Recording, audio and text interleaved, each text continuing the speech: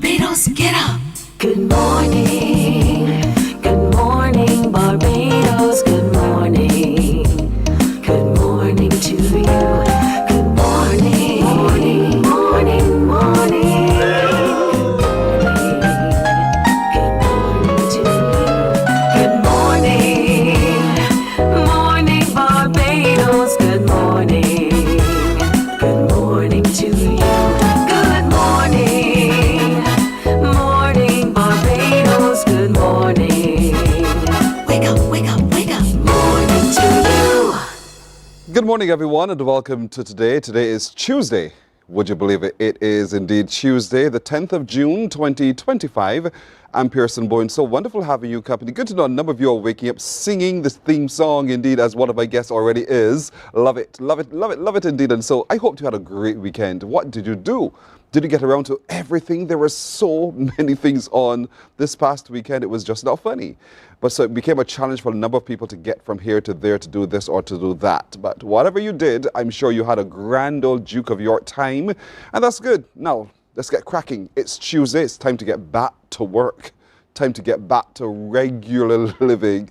Don't grin your teeth. Don't grit it. Don't grit it because of me. School is open, so children, time to get up, get ready for school as well. Yes, indeedy. So let's get going. It's Tuesday the 10th. And so good morning to all of you watching us on our streams on Facebook, YouTube, or our website, cbc.bb. As always, good having you company. Thank you for sharing the show. A very special good morning to Mrs. Phils, who's watching in St. Vincent and the Grenadines. Thank you, ma'am. Have yourself a terrific today. And remember always, as you just saw on your screen, if you have an idea or if you know of someone or something, the email address is simple. morninbarbados@cbc.bb. morninbarbados@cbc.bb. And good having your company. All right. Have you survived the seniors games? By the way, did you see in today's newspaper that one of our guests has also been a winner and a champion at that last weekend's seniors games? And so we congratulate you, Mr. Waith. You were a man to your word. You were in winner's row. Well done, sir. Now rub down, relax for a few days, soak out, and get ready for the rest ahead of you indeed. But I have a riddle for you. I shall start with a riddle. I shall start to get your brain ticking because you've had too much time in your hands. Now it's time for you to get cracking once again. Here's today's riddle. Of course, you know you to give me a call. You are to give me a call on 228-5562 or 228-5563. Simple so. And you answer correctly. I can fly, but I have no wings. I can cry, but I have no eyes. So, what am I? I can fly, but I have no wings. I can cry, but I have no eyes. What am I? 228-5562 or 228-5563. That is your challenge. I know you can rise to the challenge and I know you'll do well. So call me now. Good morning, Patricia. How are you doing? Thank you. She sends greetings to everyone indeed. Patricia, back at you. Thank you very much. Rhonda Hines Graham, how did you do? So I hope you had a lovely day. So she's wishing everyone gathered here and everywhere. So very terrific today. Anthony Smith from the 246 to you in 718. We wish you the very best as well. Thank you for logging in. Vereen Walker, good morning to you as well. Blessings back at you, girl. Have yourself a terrific Tuesday as well. So call me. Call me. Good morning, Curtis. Morning, Curtis. Good day to all. I can fly, but I have no wings. I can cry, but I have no eyes. What am I? Do you know? Beverly, like she's sleeping. Beverly, are you sleeping? Monica, are you sleeping? Wake up, put your feet on the ground, pick up the phone and give me a call. 228-5562 or 228-5563. This one is not that hard. I know it's not. And you know that as well. I can fly, but I have no wings. I can cry, but I have no eyes. What am I? I'm one thing. What am I? You figure that out. Now, coming up today on Morning Barbados, do you love okras? I'm so serious. I love a fried okra, well seasoned. You fry it up. Delicious. Absolutely delicious. But do you know how to plant or to tend for the okra tree? Do you have any idea at all? And are your children and young adults engaged in agriculture as you are? Then they're ready for the Great Okra Challenge. What is that about? We'll get the answers to that coming up in just a little while. Now, at times we are all clueless among strangers. We just don't know what to do. We feel clumsy. Somehow the air just feels pregnant with discomfort. perhaps we don't know how to read the room. Tony Alton is here. That is enough, right, to give you an idea as to the answers that will be coming your way. This morning, we'll meet more of the students of St. George Secondary School. Remember, they're inviting us to come join them this weekend, this Saturday, for the Spirit of the Lion show at the school. And so we want to hear more from them this morning in terms of their preparation for that big, wonderful competition. And a couple of their mentors will join us as well to share. The Barbados Association of Endometriosis and PCOS, they have a strategic plan. But what's in that plan? They'll share with us this morning right here on Morning Barbados. We have a call. Good morning. Hello. Hello. Good morning, Pearson. Hey, good morning, Barbados. How are you doing? This is Gregory? No, it's not. Who's this? This is Derek. Derek. How are you doing, Derek? Not too bad. Oh, wonderful. How was your weekend? Oh, it was fantastic. In what way? I rest the entire weekend. In other words, you barely moved. You're right. So when you say you rested, what did you do? Just lay down and relax and reminisce and so forth. And what did you reminisce about? You know, you got my imagination ticking now. What did you reminisce about? About life in general. The good old days. Yes, please. Where are you watching us from, Derek? St. George. All right, Derek of St. George. Oh, it's your month.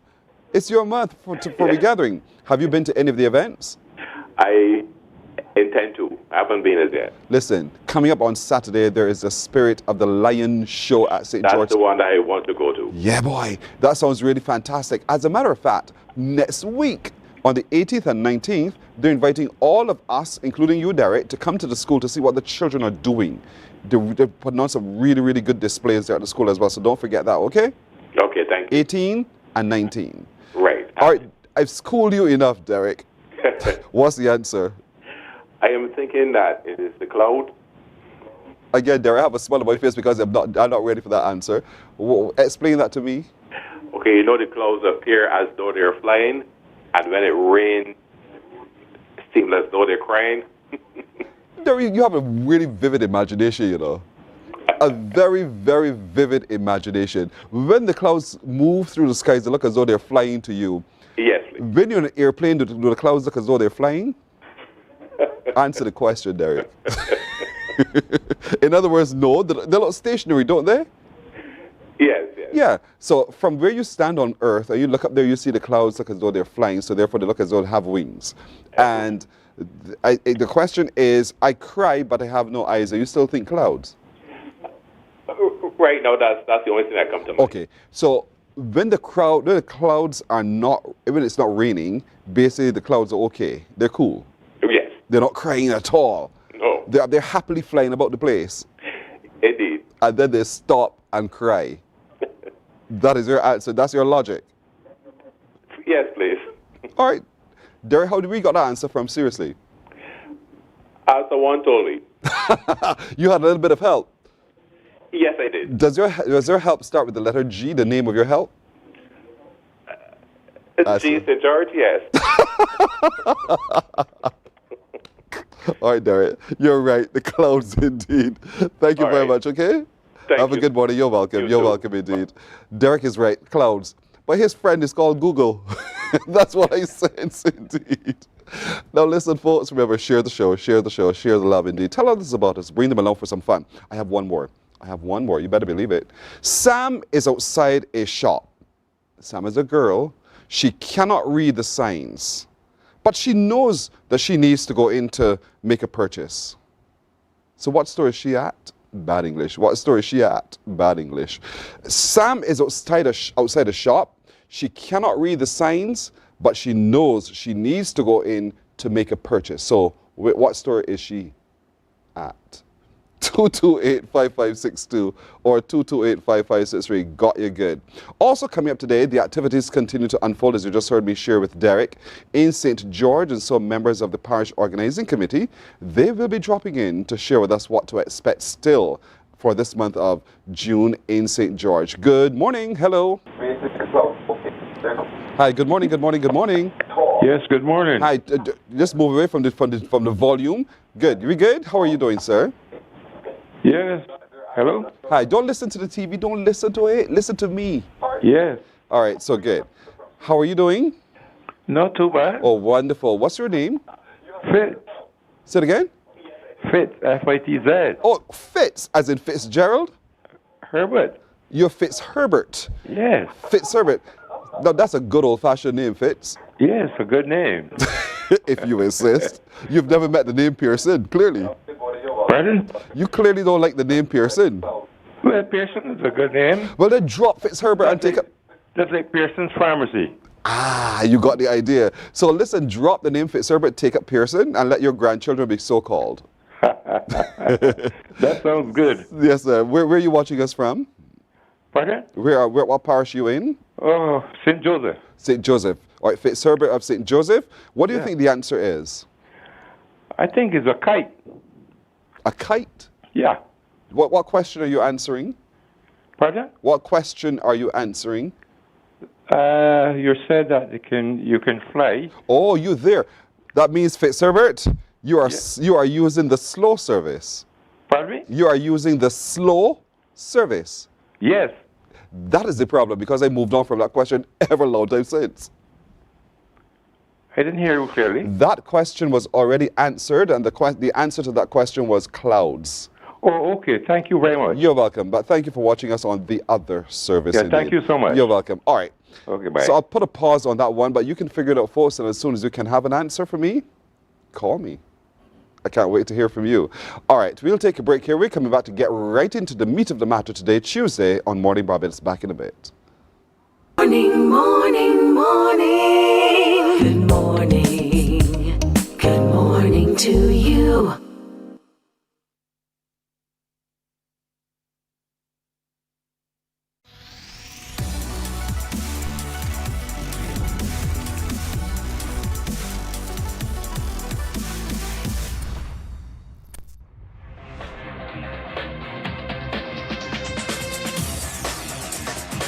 Week after week, Scold presents exciting reports and documentaries on the most varied topics of our time.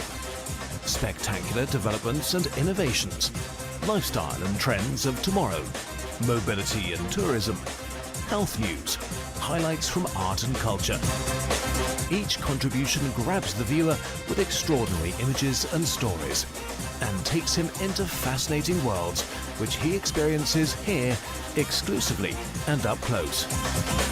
We're there when companies and specialists develop super satellites for a global network in space and can look behind the scenes. Scold is a window to everything that is there or is yet to come. Fly. Morning, morning, morning. Good morning. Good morning to you. 60 minutes after 6 o'clock, now time for the Great Okra Challenge. Get your okras ready. I'm just kidding you. Because the Great Okra Challenge is not necessarily about the okra itself, but it's about farming and farmers and finding a new way to engage your children in the excitement around agriculture and so. But it's been handled by the Future Farmers Think Tank Caribbean. And the man behind that is Zachary Moore. He joins me. Zachary, good morning. Good morning, thank you for having me. Dude, you're very welcome. We've been telling people about this Great Okra Challenge for a little while now, and they're eager to hear from you. What is this about? But before we get to that, tell me a little bit about the organization Future Farmers Think Tank. Yes, please. So the Future Farmers Think Tank charity is a youth-led agricultural organization, and the goal is to facilitate the youth development within the agricultural sector, looking at some of the issues, looking at some of the challenges, and seeing exactly how we could collectively come to solutions and also facilitate projects and provide the opportunity to hire young persons within the industry.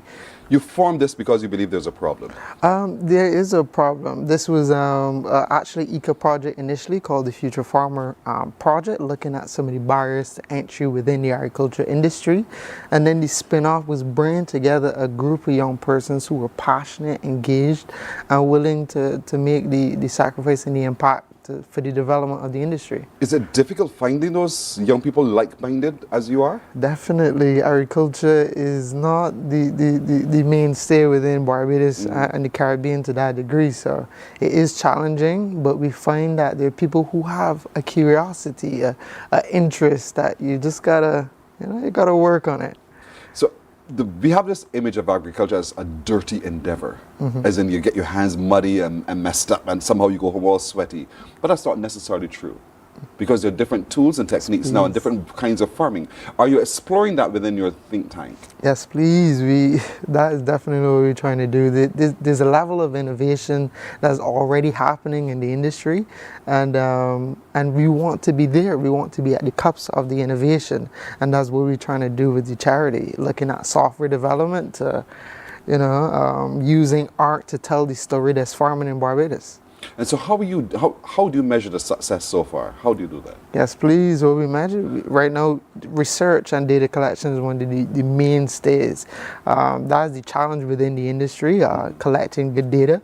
And that's how we, measure our growth and our success. How much books do we donate? How much do we engage with the young persons? With the platform that we're developing, how much, farmers do we increase market access to? So definitely measuring our progress is important. Can I, the average Barbadian, see the work that you do? Yes, please. How so? Instagram, we are always on Instagram, Future Farmers BB. That's where we currently are. And then we have a YouTube channel called Future Farmers.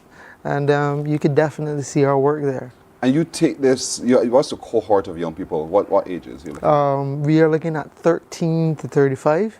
That's the mean, age range that you're looking at. Yes, and please. is it a practical experience? Yes. Or are we just talking about plans and strategies? No. We do a lot of that already in the country as is. I know it has to be sustainable. A lot of the projects within the industry is very project oriented. It's for a time and then people move on. The goal is sustainability, and you need organizations that are grassroots organizations to provide that sustainability. So it's very much hands-on, and it works towards maintaining, making sure that young people stay within the industry and providing ways to do so. And one of those ways to do so is this book, The Great Okra Challenge. I mean, just the title alone captures your attention, and you just want to get involved. So tell me, whose idea was it to challenge oneself with the Great Okra Challenge? It was a collective effort, honestly. We came together, we were brainstorming. Susan Ford, our writer, we would have hired her to come in. Our illustrator, Tyler Walkup, he's like 17, doing amazing work. And, it was a collaborative. We was like, what should we name the book now? And he was like, The Great Okra Challenge. And we was like, what? Yes, definitely. But why? Why the Great Okra Challenge? Why couldn't it have been the Great Golden Apple Challenge or something? Why the okra? Cuckoo and flying fish. You know what I mean? Cuckoo is, you get what I'm saying? Cuckoo? Exactly. So okras is a part of the Caribbean diet, and we wanted to highlight it and showcase it and give it its flowers, you know what I mean? And within this industry, when I was farming, I grew a lot of okras. That was the only thing that survived the monkeys, to be quite honest. Seriously? Yes, I was able to give the monkeys some and still had enough to sell. So, you know what I mean? Okras is wonderful. They're versatile. They're, they're strong like a good plant. Yes, please. Yeah, okay. Yeah. And so you're challenging in the book young people, children from childlike age all the way through, to take on this challenge to grow more okra? Yes, please, to engage with the okra, to be curious about the process of how it grows. We got stuff like companion planting within the book. We talk about worms in the book. We want kids to be curious about the world that is agriculture and nature. You know what I mean? As we expand in terms of the urban sprawl within Barbados, a lot of people aren't going to be connected too much to land and farming. I wasn't. A lot of us wasn't. So it was like, how do we, reconnect and engage with nature? And this is just a start to build the curiosity for the kids. Well, since we're urbanizing, and you went there, the body who brought this up, how much space do I need to plant my okras? You need about a foot of space. A foot is your shoe? Yeah, you need a foot of space. That's all you need. And a bucket. You can use a bucket. A bucket is like 12 inches of space. And we would have done that recently through the Ashley Foundation. We had some schools called the Growing to Mars Harvest. And we did wicking beds in buckets. And you could grow a single okra plant. It's that easy. One okra plant in that bucket? Yes, and okras will keep it coming. Yeah, they grow fast and they produce fast. And you can harvest. If you got one okra plant per household, you would never want okras again. You would For the get rest of tired my of life? okra. Not for the rest of your life, but you would get tired of them because they're reproducing fast. The reason I ask is because you know with the banana tree, you cut it, you have to prune it for it to spring again. And you don't have to do that with the okra tree? Yes, you can do that with the okra tree. Usually in normal agricultural production, you just pull up and go again. But if you want prolonged harvest, yes, you can cut and it comes back up again. It's Yes, that please. resilient. It's that resilient. I did it. And so you're teaching from the book, The Great Okra Challenge, not just engaging with the okra alone, but how agriculture works. Yes, please. And sometimes you need to water, sometimes you don't need to water because some plants are hardier than others. Yes, please. That kind of thing. How easy is the book for children to navigate? So it's 8 to 11. That's the age range that we was working with.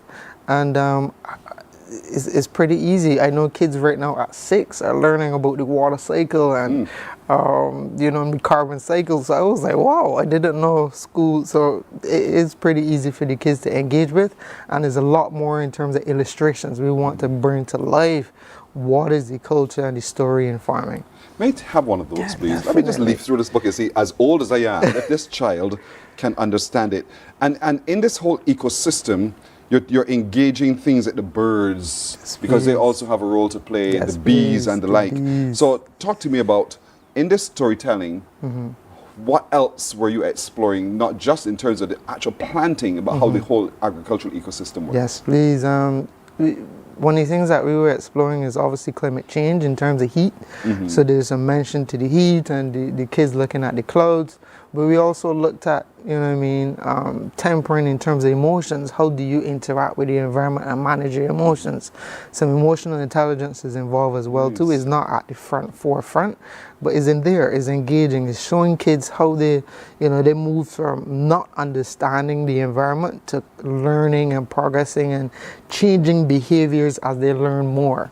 So Layla in the book, she was afraid of worms initially, but then she learned the benefits of it. Now worms is your best friend. She's a good girl. Yes, please. Chapter 2. We climb up into the tractor to get going and are soon bobbing up and down, but we enjoy our bumpy ride. Yes, and so for a lot of people, having that farm experience, that countryside experience, as a country boy, I know what I'm talking about here, that is like magic. Because suddenly you're riding with the adults and you're having the same experience. And we are finding ourselves fast as a generation not allowing our children to have that experience anymore. And so, but you think we need to bring it back? Yes, please. I think it's a privilege to have access to land and be able to grow food. I think it's a privilege that we're losing, to be quite honest. Yeah. On page 10, it shows how to plant a seedling. Yes, 1, please. choose a planting pot, planting spot, dig a hole. 2, remove the seedling from the container. 3, place the seedling in a hole. Read the rest of the book. That's the point. But it gives you Yes. instructions as to Yes, how to do it please. in very simple Detail. ways, Yes, so that please. even the child can engage. And that's the whole point. Yes, please. The whole point. So where can we get copies of this book? Right now, you can get it from us, the charity, directly at Future Farmers BB on Instagram, or you could give me a message at 843-4511, and I will deliver it directly to you. You know what I mean? We're going to be going out to the schools and doing some readings as well Gonna today. ask that, yes. And today we're going to be going to St. Lawrence, Lawrence Tigay, our first school, and then we're going to be going to like 5 schools within cool. Barbados. So LT Gay, they're coming to you today. Did you know that okra is one of the main ingredients of the Barbadian national dish cuckoo and flying fish? Did you know that NASA has included okra in experiments abroad and aboard the International Space Station? Did you know that okra fibers, especially from stems and pods, can be used in biodegradable packaging? Did you know? And did you know all of those answers are right here in this book, The Great Okra Challenge? I challenge you. I really sincerely challenge you to get a copy today. Not just read it for fun and for pleasure, but read it to try it. To try it. To have the children try it as well. And it just takes a little bucket. Yes, please. To have your one plant. Yes, please. And then forevermore you're an okra farmer. That's the whole point, right? Yes, please. To love agriculture, to love of okra, to love just seeing things grow and blossom, to feed oneself and to feed one's family. That's what this is all about. The change is with you. But the change starts with you taking on the Great Okra Challenge. See the book?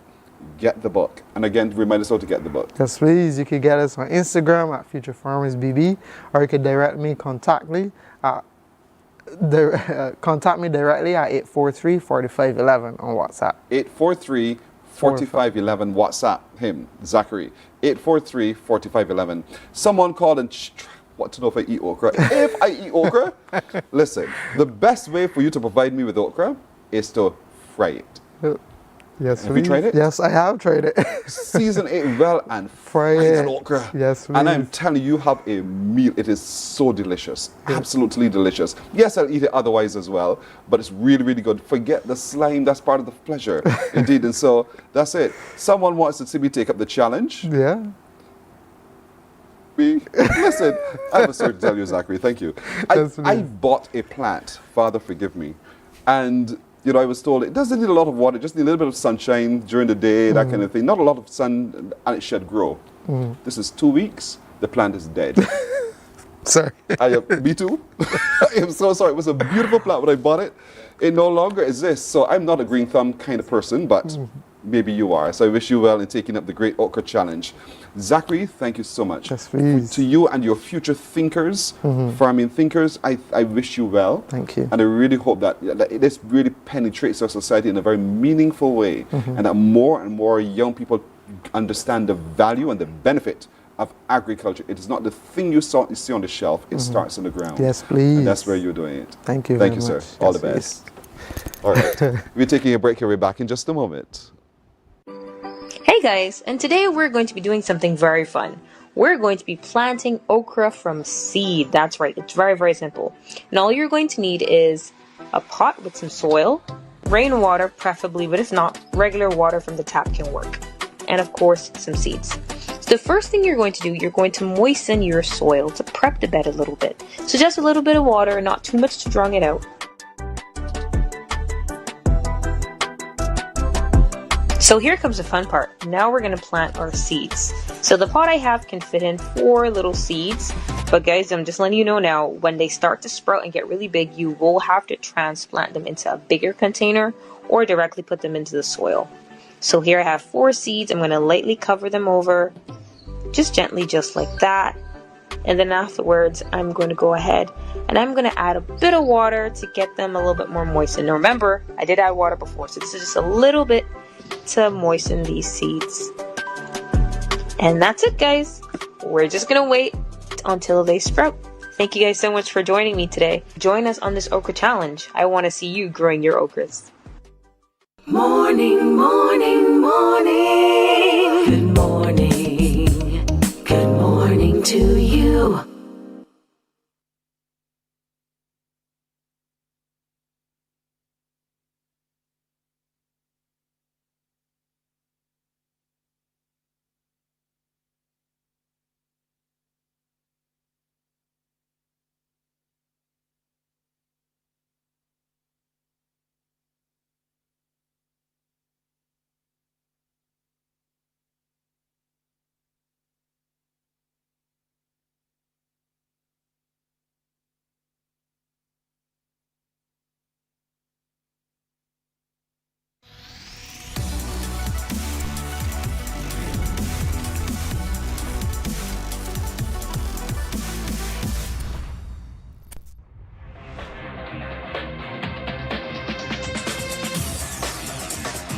Week after week, Scold presents exciting reports and documentaries on the most varied topics. Morning, morning, morning. Good morning.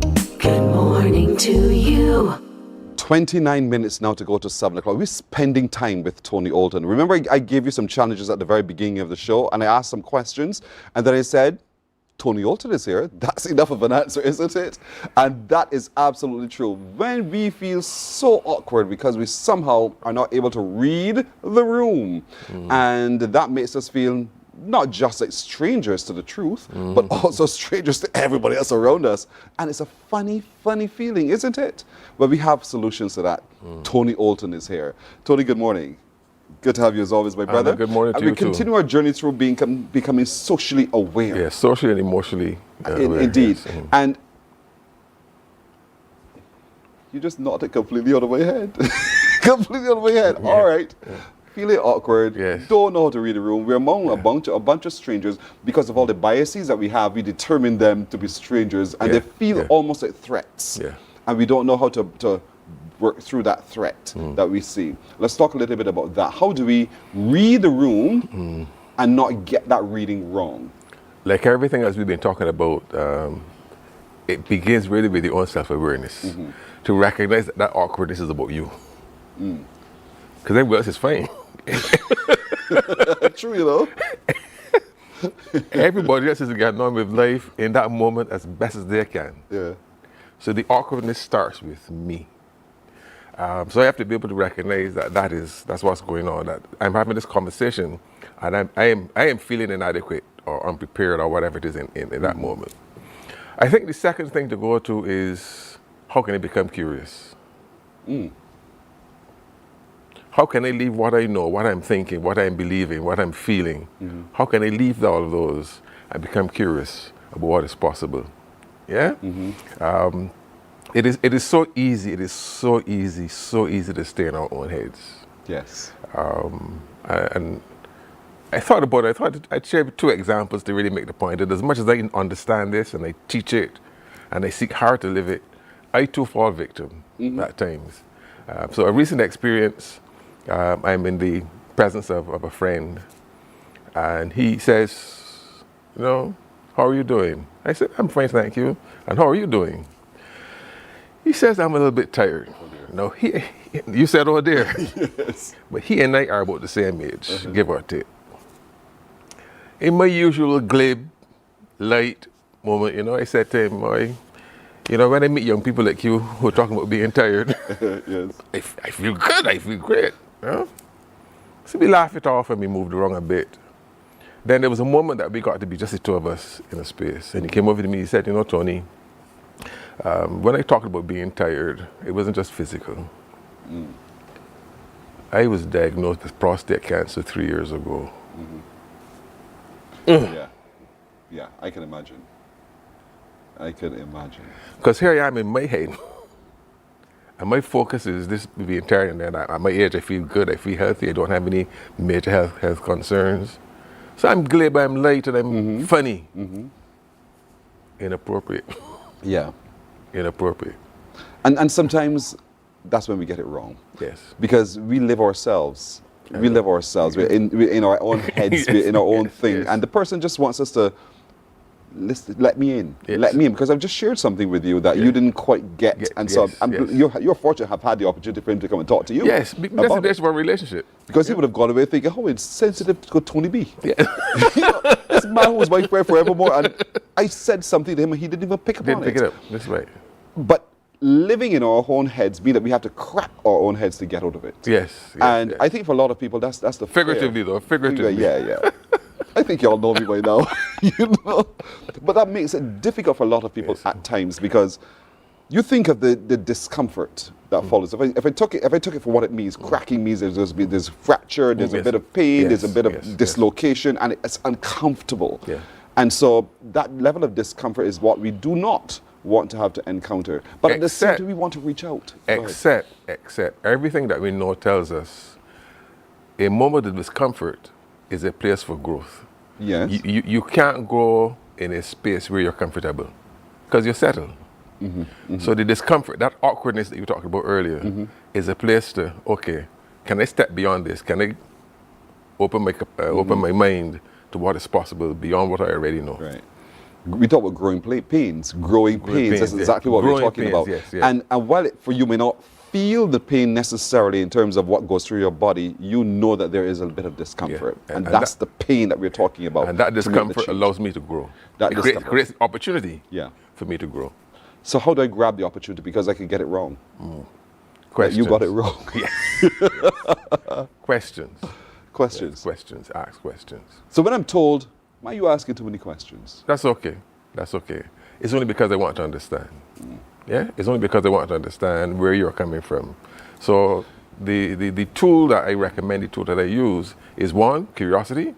And that curiosity is embellished now by my asking questions. Right. Yeah?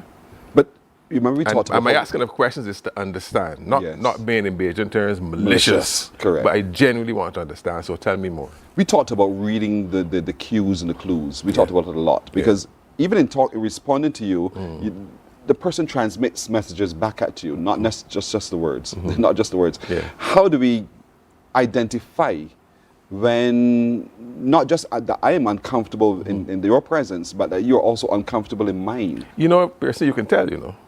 Talk to me. The research tells us that we are possessed of something called mirror neurons. That if we care, if we are intentional, if we are present, if we are curious, you can always tell what's going on with another. In general ways, you can always tell when a person experiences, for example, discomfort.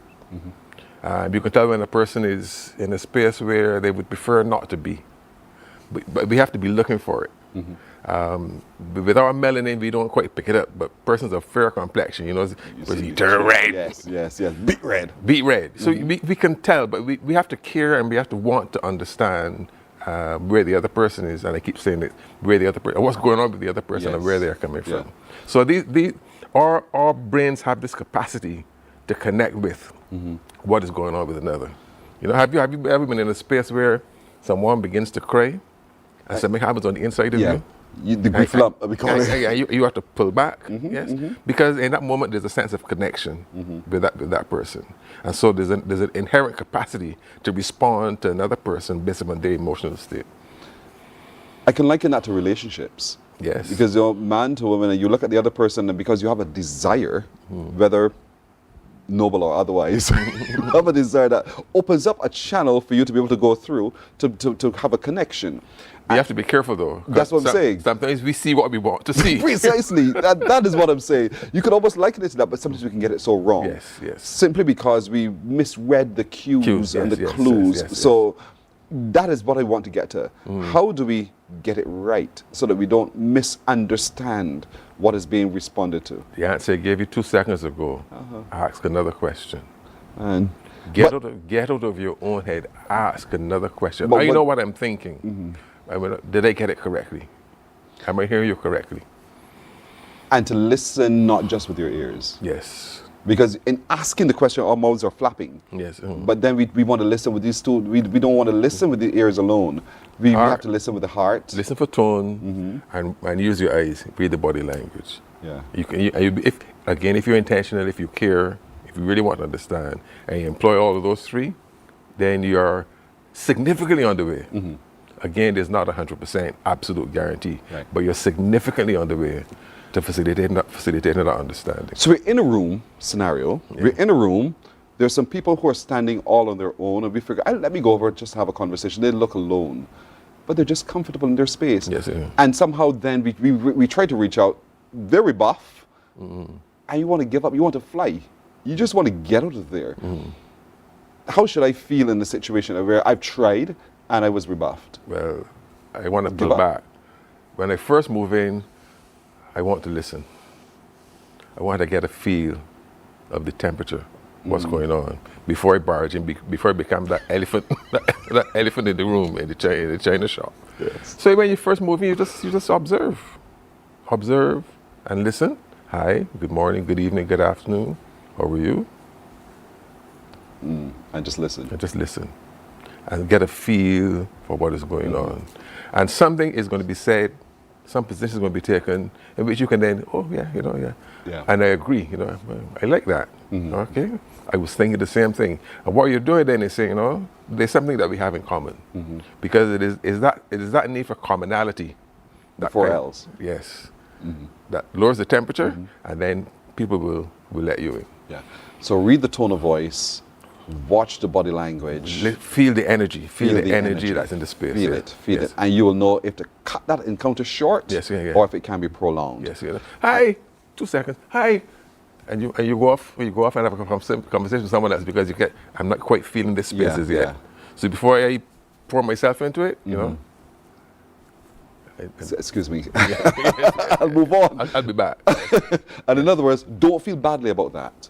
Because it's not you. It's not you, yes. It's not you. It's not you. But at the same time, we live in our heads. So we spend time trying to condition ourselves as a consequence of what just happened. Yes, yes. But it's not you. It is not you. Yeah, yeah. That person is living their own reality. Yes. So let it be. Yes. You're not going to win everyone. They may not even notice that you walked away for that moment. True. Come to think of it. Come to think of it, they may not even care. Yeah, because in that space, they're really consumed with what's going on in that space before you got there. Yeah. We're going to continue this, Tony. We'll take a break, though, folks, and we're coming right back as we continue looking at how do we read the room and how do we find a way to bridge ourselves, our relationships in that room. Coming back in a moment. Morning, morning, morning. Good morning. Good morning to you.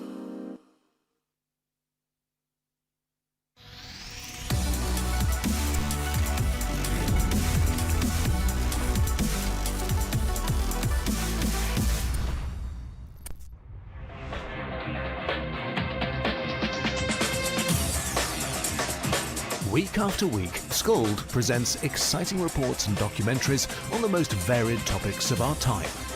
Spectacular developments and innovations, lifestyle and trends of tomorrow, mobility and tourism, health news, highlights from art and culture. Each contribution grabs the viewer with extraordinary images and stories and takes him into fascinating worlds which he experiences here exclusively and up close. We're there when companies and specialists develop super satellites for a global network in space and Morning, morning, morning. Good morning. Good morning to you. We're with Tony Alton because we're looking at how you read social cues and group dynamics, and sometimes we get it wrong. We get it really, really wrong to our own discomfort and to our own damage sometimes, because when you feel emotionally bruised, you just want to give up, you want to retreat, you want to run to the high hills, you just, that's it. And sometimes that's not it. And that's what we're talking about today with Tony Alton. Of course, you know, I keep calling him the change maker, but he's fantastic. Believe me, Tony has an answer to everything. And it's not platitudes. He's not giving us platitudes. And that's the beauty of what you are, you know, Tony. You are so, don't get big-headed, but you're so open and generous in what you have, what you know, that I think that's what consumes all of us. And we're happy to just receive it, indeed. How do I contribute? That's my overall thinking. How do I make a difference? How do I make a positive difference? Because everybody makes a difference. Some add and some subtract. I seek to add. But you're humble with it. Some people live in our heads and say, oh, I'm the genius, so let me just tell you. But that's never been you. No, because I can step off tomorrow and the world is still going to spin. The sun is still going to rise. Correct. Wednesday night is still going to be full moon. And that's the point where you find yourself in these situations, folks. Life goes on. So don't think that because you had a bad encounter that the person hates you. They don't hate you. Because a year from now, it's not going to matter. Nobody's going to remember. It doesn't matter. Yeah. And perhaps a year from now, you'll find that that encounter was perhaps really, truly the catalyst, because a lot of times people show their interest in a negative way. If you understand what I'm saying. Yes. I will treat you badly, but I really like you. I want you to come back. Yes. And so how do we, with a situation like that, how do I not give up? Don't take it personally. We've had that conversation already. Don't take that personally, because oftentimes that aggressive behavior is really a defensive move. That behavior is designed to keep you away. So chill out. It's okay. The doors will open at some point, hopefully. Yes, yeah. We're talking again about the biases, because we've been meant. I just don't want people to lose sight of that as well, because sometimes when you find yourself in that open space, there we have our own biases. Everyone has you have a brain, you have a bias. You learned that? Yes. Whoa. Thanks to you. Thanks to the great Tony Alton. And so, because of that, sometimes we misread a room as well. We look at people and we judge them based on color, class, creed, dress, hairstyle, even, and it makes it a room filled with tension, and it doesn't need to be.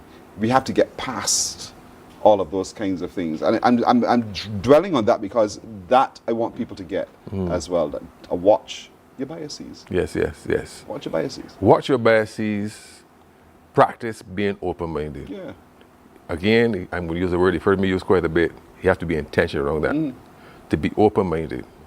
The challenge is, because we are comfortable with our biases and at times even unaware of our biases, we are afraid to let other people in. we are afraid to take on the opinion of another. So we stay in our corner of the world. But if we remain open, that's how we learn, that's how we grow. And I gave you the example last week, I think it was with that fire officer who taught me how to just spend $3 and something cents. You have to be open, because you just don't know who can share something in that moment that allows you to take it to another level. Selfish ambition, though, because, hey, there's Tony. I don't know Tony. I'm going to go over to talk to Tony because I want something from Tony. I want that. I'm able to get a job for somebody else. I can get this from Tony.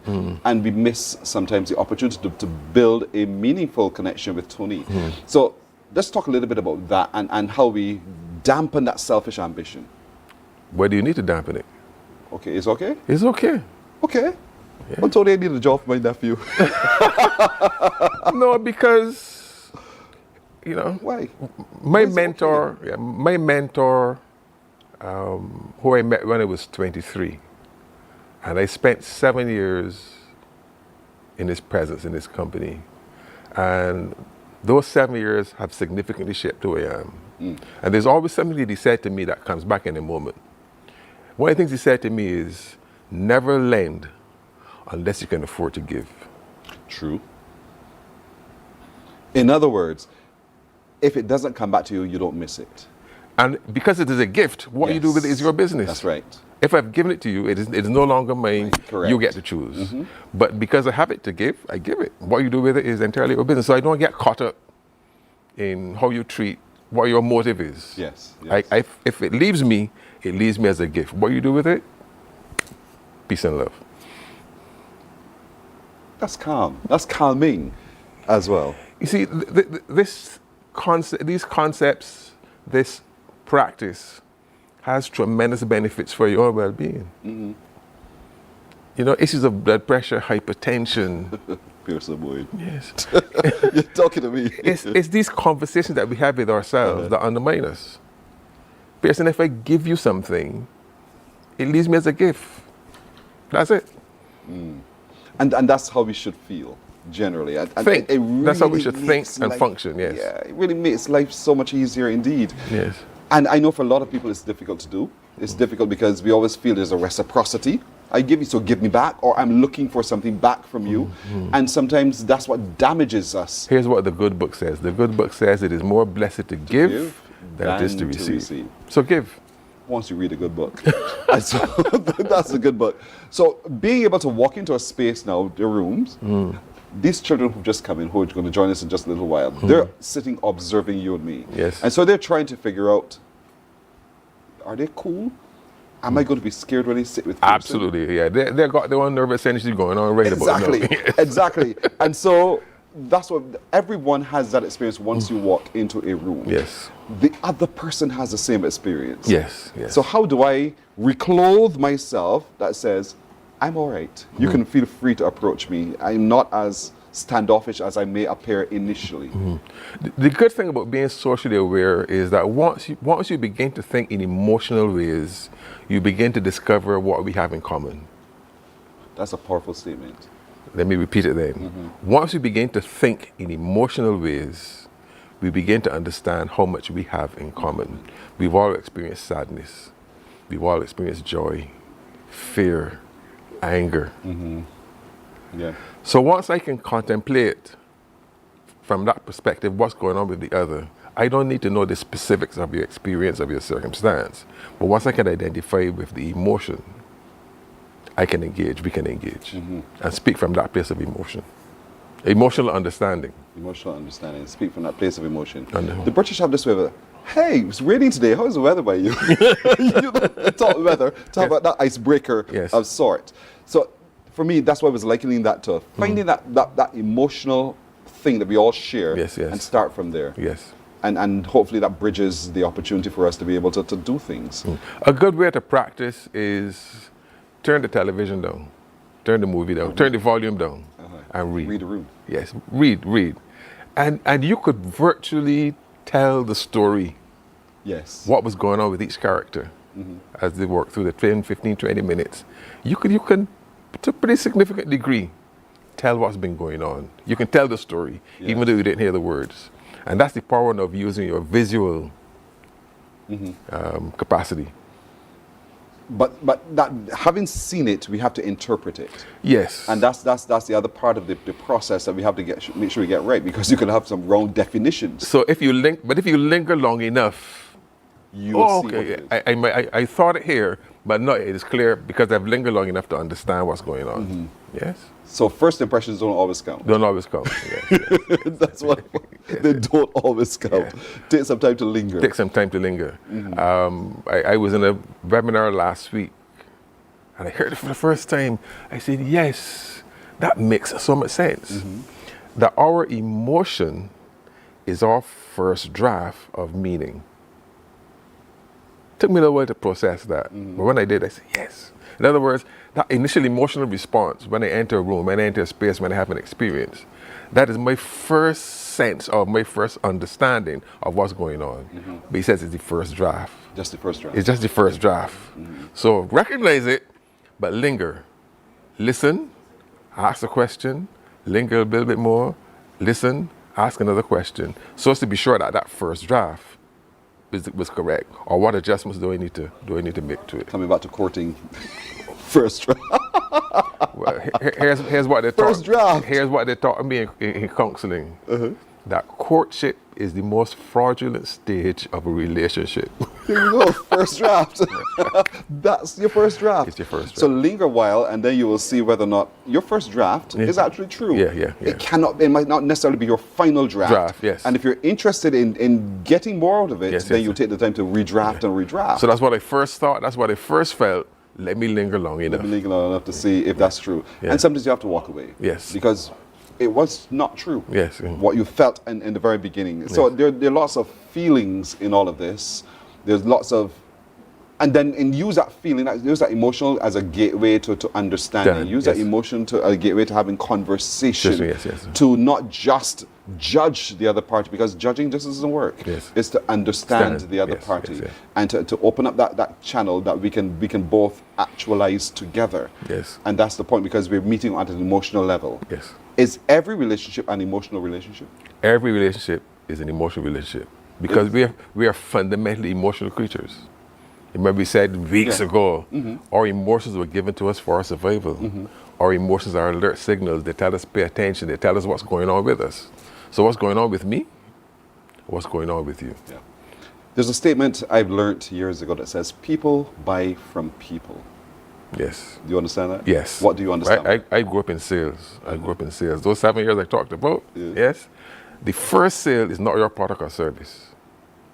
The first sale is the person. They taught me if people buy you, they'll buy you what you're selling. Yes. Yes. If they don't buy you, you're wasting your time. Yeah. You're wasting your time. And that's the whole point here. yes. Be approachable, be appropriate. Be appropriate. Yes. I was going to use the word be emotional, but you understand what I mean when I say that. Yes. Be Be open. emotionally aware. Be Correct. emotionally aware. Yes. Be open Yes. to experience Yes. the newness of the individual, Yes, yeah. and you will find your discomfort in the room will diminish. or And dissipate. become comfortable with having your mind change. Yes. Yeah. Become very comfortable with having your mind change, because that's how you're going to grow. That's how we will grow. It's a little uncomfortable, but it makes a lot of sense, indeed. Tony, as always. And that's all I need to say. We'll be right back in just a moment. Yes. Morning, morning, morning. Good morning. Good morning to you.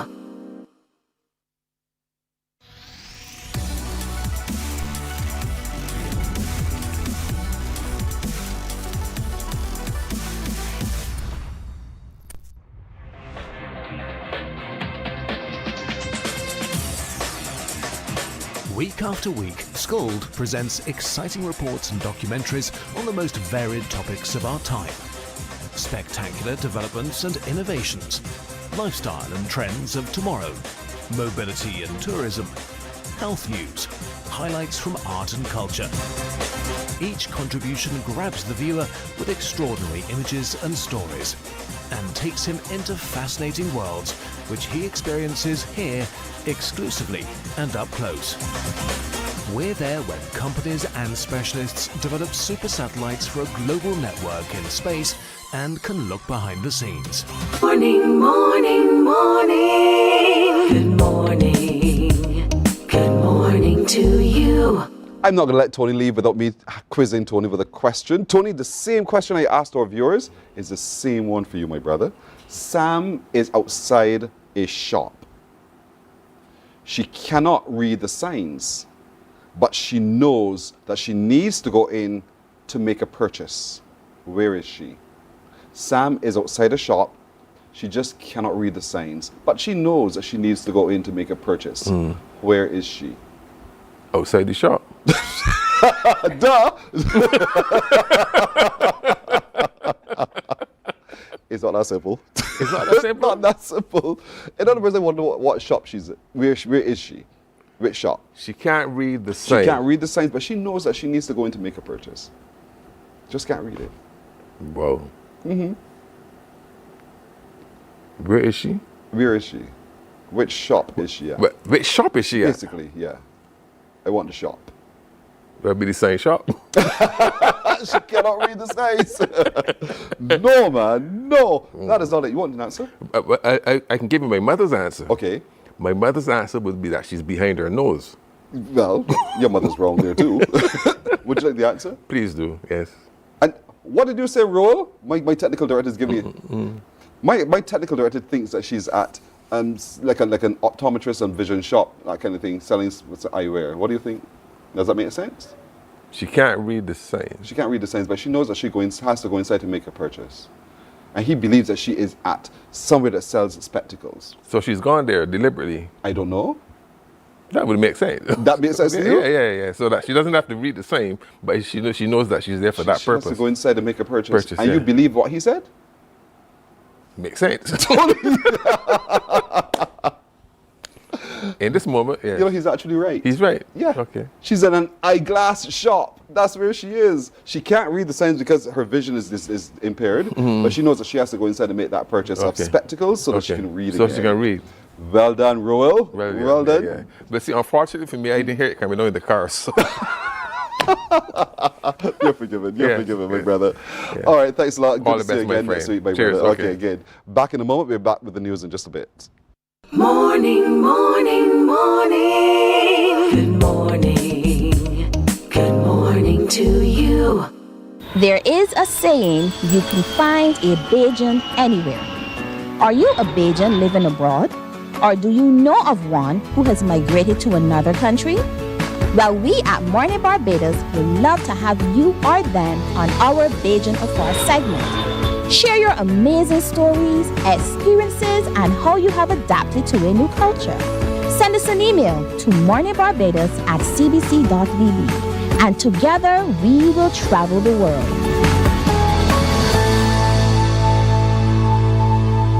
Morning, morning, morning. Good morning.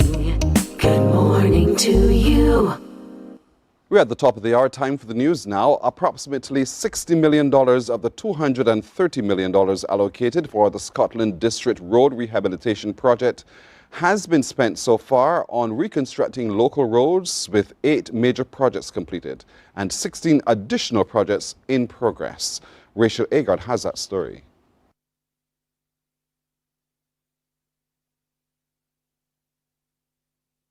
Last Friday, the entire technical team involved in the Scotland District Road Rehabilitation Project took to the sites to see firsthand how far along they have reached and identify any places that need troubleshooting. Deputy Prime Minister and Minister of Transport and Works Santia Bradshaw led the tour, accompanied by officials from that ministry, the Barbados Water Authority, and representatives from the China National Complete Plant Import and Export Corporation. Places like Shorey Village have been completed. We've seen the completion of White Hill Phase 1 and Phase 2 just in the last few days. Vaughan's Road number 2 has also been completed. We have completed Chance Hill as well as Gemmett's Road in St. Lucie, and Animal Flower Cave as well in St. Lucie. At each stage, there is input from the utility companies to move light poles and install water mains. And a number of designs have been completed, particularly in the St. Peter area, which commuters have complained about for some time. Areas like Mount Brevita, Sailor Gully, Orange Hill, the Four Roads area, Prospect Road, all of those areas have now been designed, and we are now in a position to basically work with the utilities to coordinate the start date for each of those various sections of work. Let me just say that obviously we will not start all of the sections in St. Peter at the same time, but the intention is now that we have the design work completed, that we will work with the utilities in order to roll out the coordinated efforts of those stretches of road. Works have also been completed in St. Andrew in White Hill, with ongoing works in Coggins Hill and Moss Bottom. Shop Hill and King Garden to Bridgefield in St. Thomas and Prior Park in St. James are all undergoing repairs under the Bank of Latin America (CAF) project. There have been a lot of challenges in the Scotland district, and we keep reiterating to the public that one of the major challenges that we have encountered obviously has been the weather. We had a number of roads that would have been in the first phase of the program, which because of heavy rains at least 2 years ago and certainly last year, we had to move up into the program. Places like Erie Hill, this Lanes Bridge where we are now, and many others. We had to reprioritize those roads because we could not leave the roads having broken away in the condition that they were. So despite having a very structured program initially, you will see that there are now a number of roads that have made their way into the priority section. Additionally, Ms. Bradshaw says beginning Wednesday, they will start roadworks under the National Road Rehabilitation Project in Crab Hill, St. Lucie. Rachel Agard, CBC News.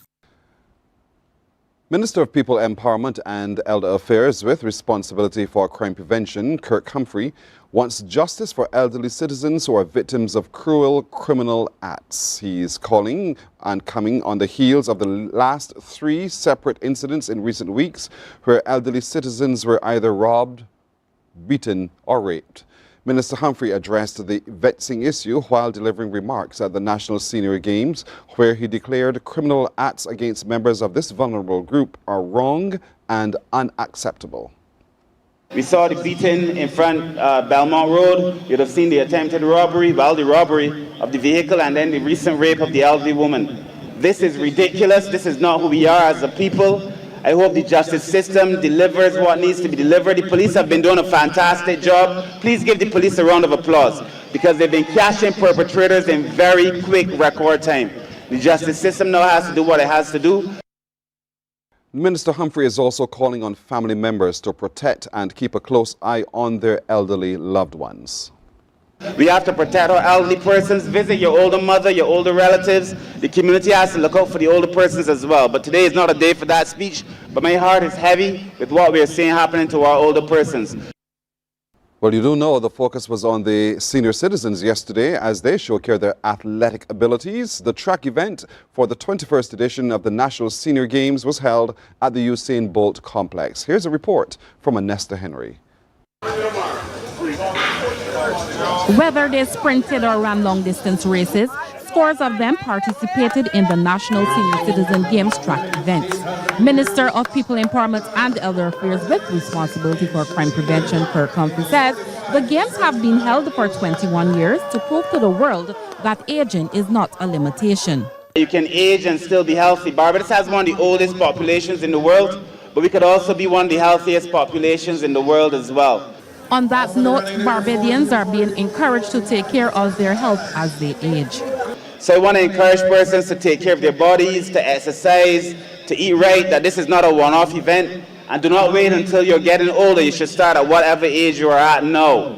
And events related to the Games are being held on separate dates this year to allow authorities and athletes to focus on the various disciplines. Because there was a view that some of the disciplines were not getting the attention that they deserved. And this year we also spiced it up a bit by making sure instead of just competing, persons are representing their parish. So I hope you're representing your parish, St. Michael, Christchurch, St. James, St. Lucie, St. Philip, all the parishes, and give every single parish and every single athlete, when they come across the finish line, A round of applause, please.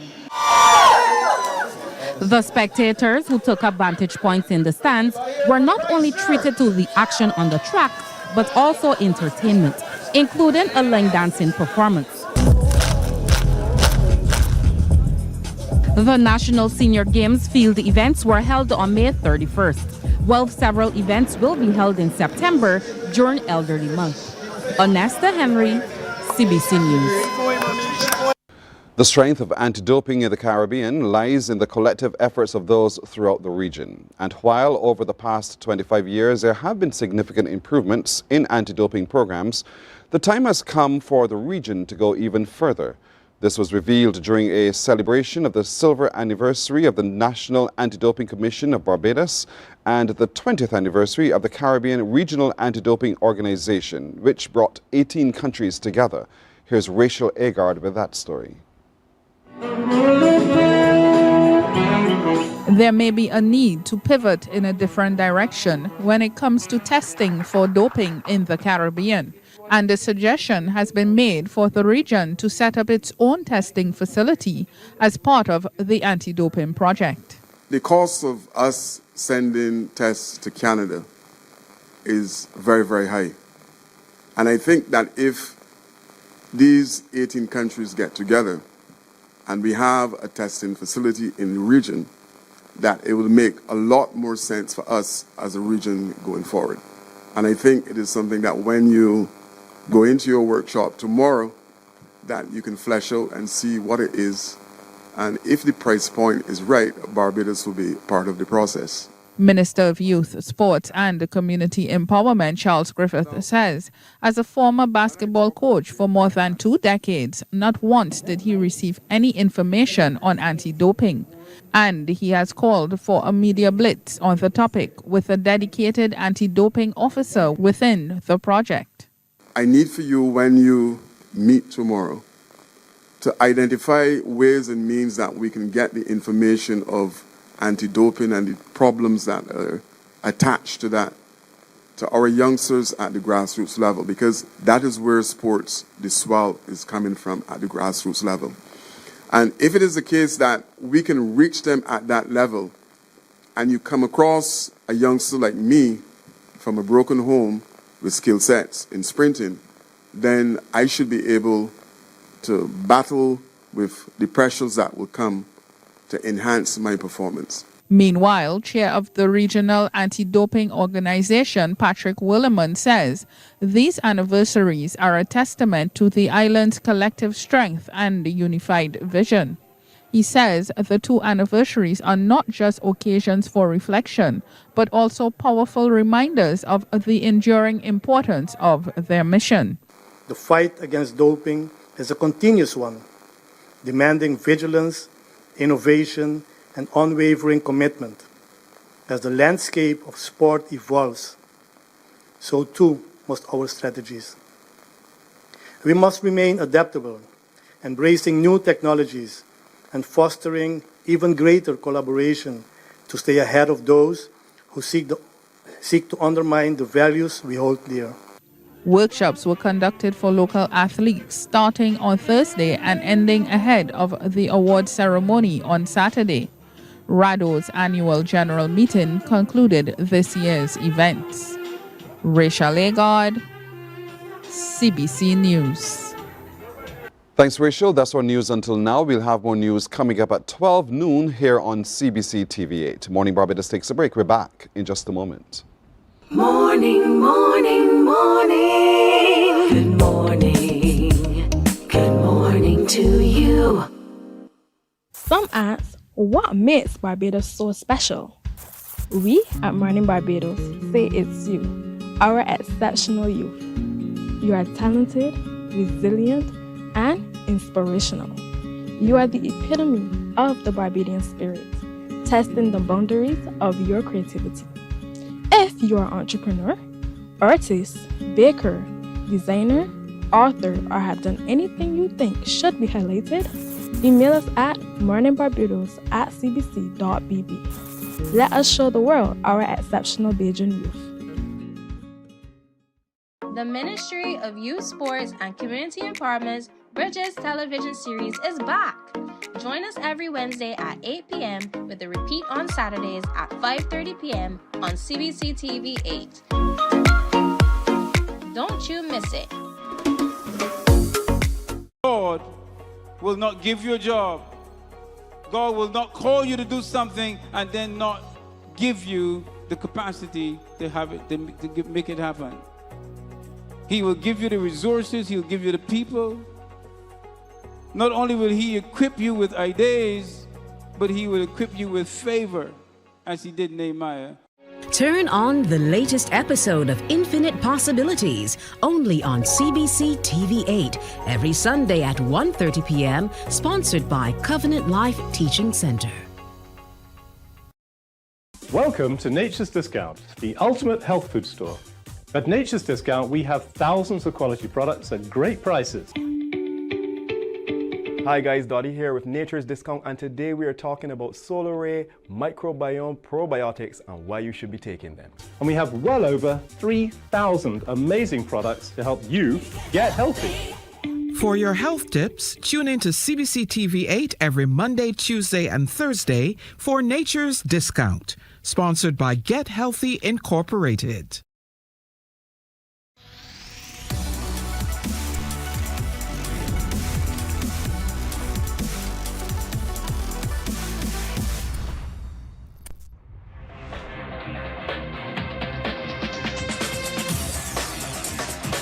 Week after week, Scold presents exciting reports and documentaries on the most varied topics of our time. Spectacular developments and innovations, lifestyle and trends of tomorrow, mobility and tourism, health news, highlights from art and culture. Each contribution grabs the viewer with extraordinary images and stories and takes him into fascinating worlds which he experiences here exclusively and up close. We're there when... Morning, morning, morning. Good morning. Good morning to you.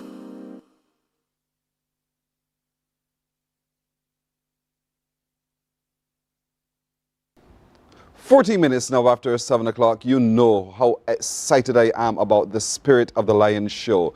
You know how really pleased I am with these young people from the St. George Secondary School. I am truly impressed by all of the work that they've been doing at the school indeed. And I want you to feel equally surprised and pleased with what they're doing as well, because Saturday, we are all crowding the hall at the St. George Secondary School for the Spirit of the Lion show. And then next week, 18th and 19th, we're going back to the school because these children have been doing phenomenal work that you need to know about.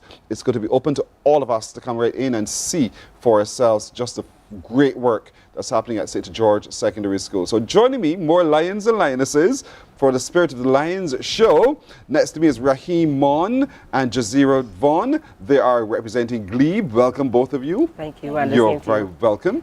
Naisha Holder is across from me. She has such a smile, such a lovely smile. And she's with Jadon Bascom, and they're representing Workman's. Good morning, both of you as well. Good morning to you. The months of preparation are now done. Saturday coming up. Talk to me, Raheem. You ready? Yes, please. I'm so ready. You are so ready? What makes you so ready? Because it was a very, very long wait, and I just glad it's over because it's like it's just so time. And listen, you know Jordan is ready for you too, right? So you're ready for all the boys? Yeah, I'm ready for all the boys. You're going to be the lion of the Spirit of the Lion show. In terms of getting yourself ready, how has that been for you? It was a bit challenging because I play a lot of sports, and it was like I tried to get the sports and still get ready for the show. So it was a little challenging, and it was a little challenging to my mentor because I was not communicating at first because I used to play sports, so it was like a little challenging. Yeah, because you want to play your sports. At any day. I know you want to play your sports. And what about you, Jazeera? In terms of getting yourself ready, are you ready? Yeah. You think so? Yeah. All right, cool. And in terms of making sure that you are Saturday you are going to be the winner, what do you think you still need to do? I think I still need to speak up. I think I still need to communicate better.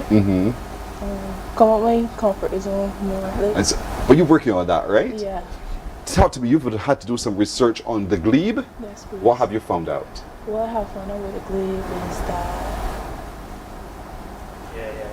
What I have found with the glebe is that.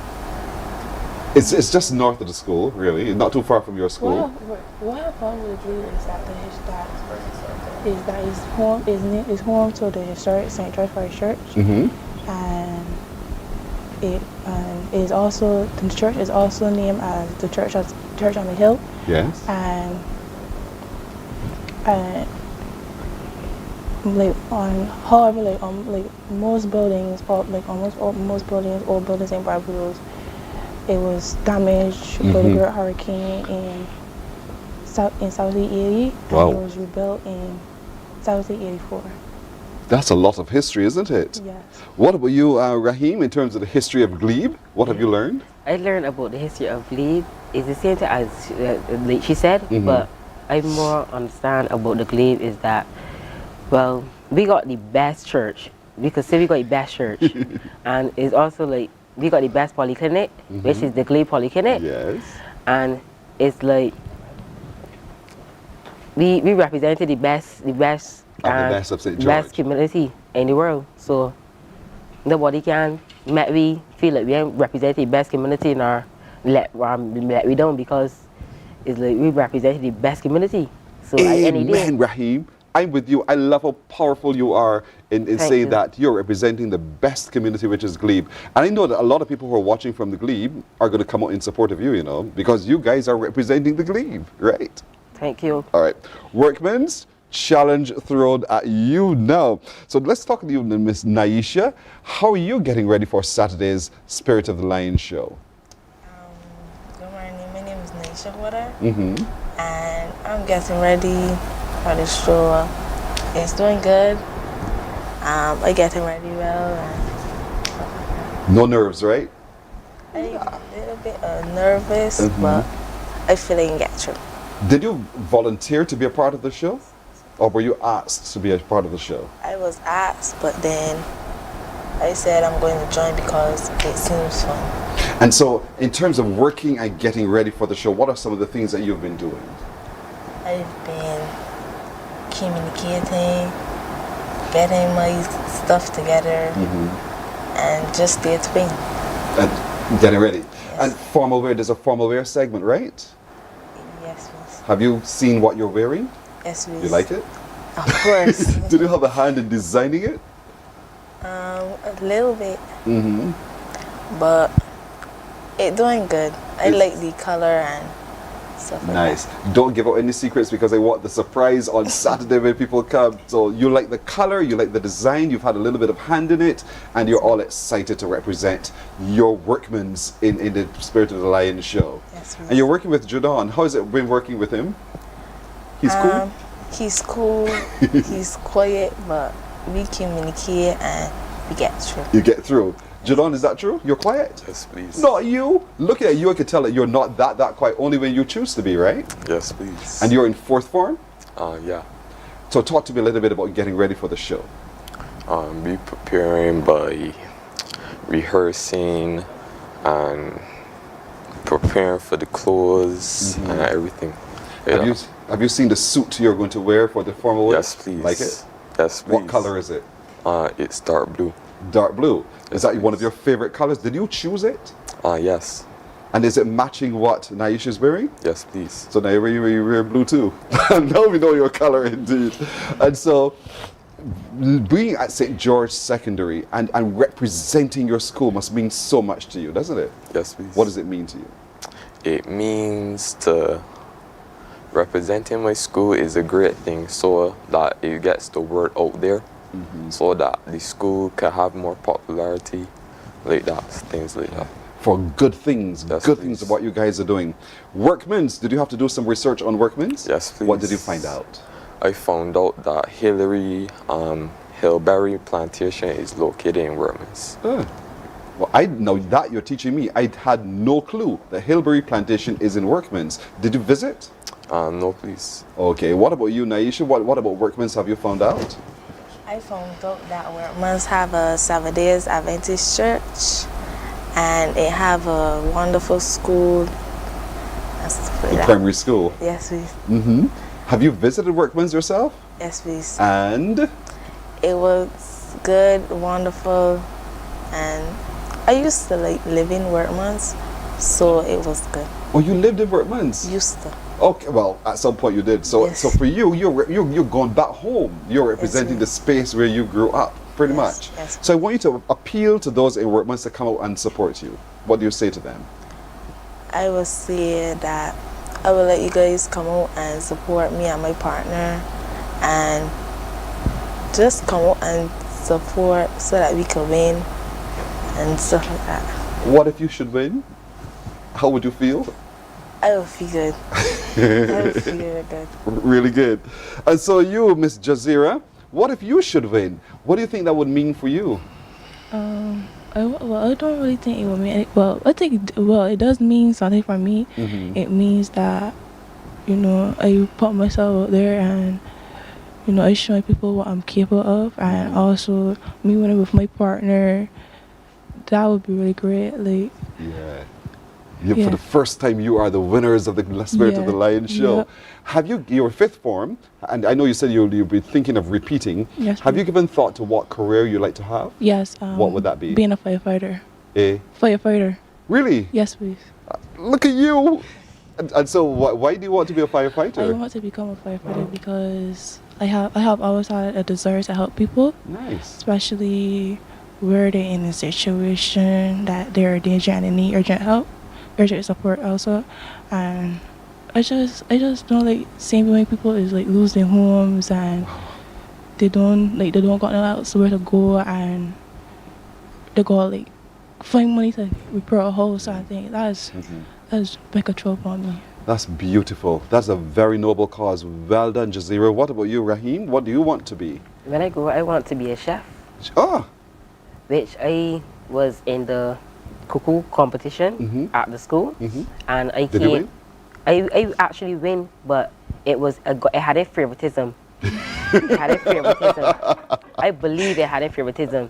It had a favoritism. So the judges say to win, yes, but it had a favoritism, so then let Aline go along. No problem. I believe it had a favoritism, and it was at Erdiston. But I want to be a chef when I grow up so that I can show people what I'm capable of and what my skills I am like. Yes. And I really want to be a chef though. Nice. Do you cook at home? Yes, I cook at home. What's your favorite meal to cook? My favorite meal Cuckoo. to cook is, no, not cuckoo. My favorite meal is Alfredo pasta. What? That's a big meal, boy. I have no clue where to start in preparing Alfredo. So tell me, how do you do that? So, what do I need to have? You need to have at least cooking cream, vegetables. You need to have like spices, and you need, of course, you can't forget the macaroni. Of course. You can't forget cheese neither. Yes. But you have to get at least spices like paprika and black pepper and curry and like chicken seasoning, onions. You gotta use all of that. Sweet pepper. Yes. Yes, onions. You gotta make sure it flavor well, so people can't discriminate your food. Yes, sir. And so, having got all of that, how long would it take to prepare and finish this meal? It sounds like it's going to take an hour. For me, it's take like an hour to an hour and 15 minutes. But depends on how I prepare it. Prepare it early, it will take like only like an hour and 15 minutes. But if I prepare it, it will take like 2 hours. Because the macaroni got cut, they got these sauces, they got body chicken, and like, yes. Your mother was just so proud of you. I'm sure she is. Miss Workmans, what do you want to be when you leave school? I want to be a nurse because I want to help the people out there. If they're not feeling well or if they're hurt, I can be there to help them. You have that soft heart for people. Yes, that is so beautiful, Naisha. Jadon, what about you? When you leave school, what do you want to be? When I leave school, I want to be an owner of an architectural firm. Wow. So talk to me now. Why? Because I always liked buildings and I always wanted to become an architect.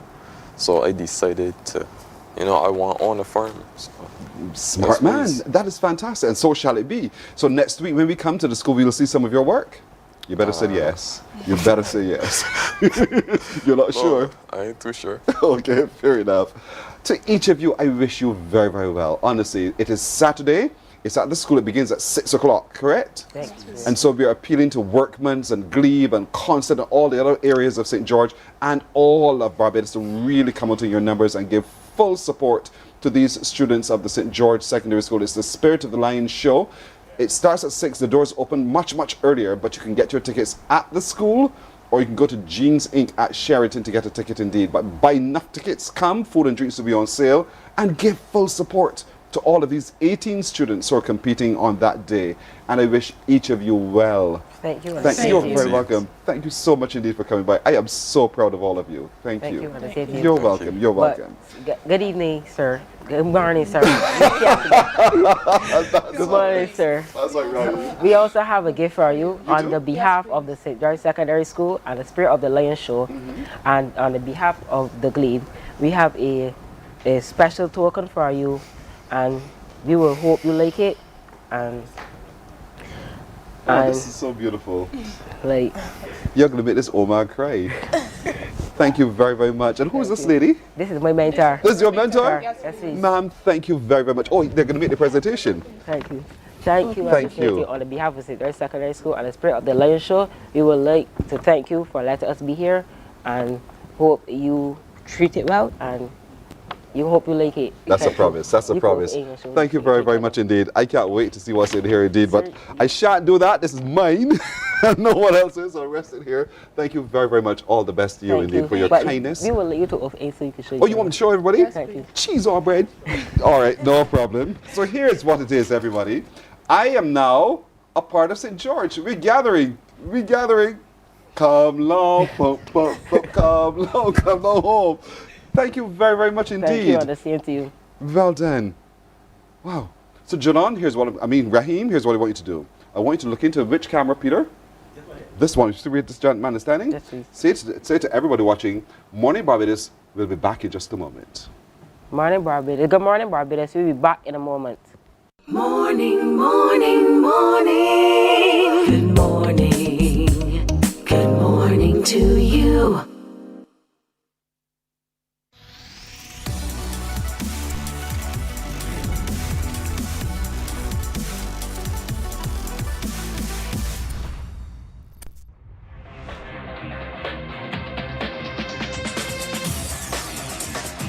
Week after week, Scold presents exciting reports and documentaries on the most varied topics of our time. Spectacular developments and innovations, lifestyle and trends of tomorrow, mobility and tourism, health news, highlights from art and culture. Each contribution grabs the viewer with extraordinary images and stories and takes him into fascinating worlds which he experiences here exclusively and up close. We're there when companies and specialists develop super satellites for a global network in space and can look behind the scenes. Scold is a window to everything that is there or is yet to come. Fly with us through time to better understand today and tomorrow. You've always wanted that. Scold, a look into the future. Our world today is not the world God wants it to be. One of the reasons which will surprise many is that our planet, its governments, and its peoples are all living under the weight of Satan's rule. From the beginning of mankind's existence to today, human history is the written record of what it means to live under the rule of the devil. Yet that rule is coming to an end. And what a difference that will make. Every Sunday at 9 a.m. on CBC TV 8, tune in for Tomorrow's World, sponsored by the Living Church of God. Books open your heart, your mind, and your soul. They are educational, entertaining, inspiring, and motivating. Are you an author of a recent book you want to share? Then Mornin Barbados would love to feature your book in our The Next Chapter segment.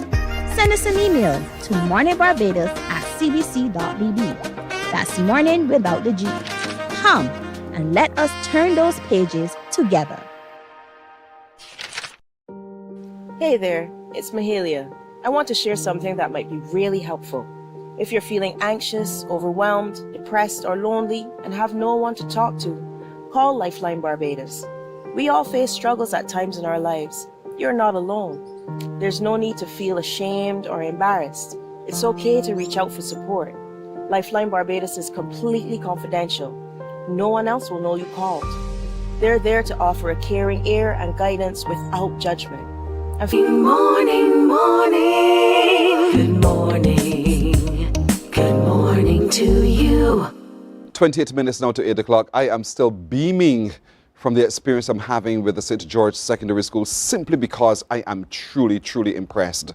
I'm speaking to their teachers right now who are also mentors. With me is Kathy Ann Blenman-Murrell, Miss Blenman-Murrell. So the children are earshot. Yes. They know your name. They do know. And next there is Carrie Ann Goddard. Indeed, Miss Goddard, both of you, good morning. Good morning. You have done great work with these children, all of them who have met so far for this competition. Thank you. And you're welcome. What is the magic? What are you doing so that they're so well spoken, so well prepared? Well, what we do is take them through the paces. We offer support. We've helped them with preparing their speeches and any questions they have for us. We make ourselves available, and we also expose them to some activities which build their communication skills and teamwork skills as well. Ms. Goddard, people have a perception, and I'm so glad this show is about so that we can damage that perception, now change that perception as well. What was it like for you working with them so that you encourage them as a mentor to see themselves as worthwhile and as worthy of this kind of activity? First thing, we as teachers at St. George School, we always encourage self-confidence.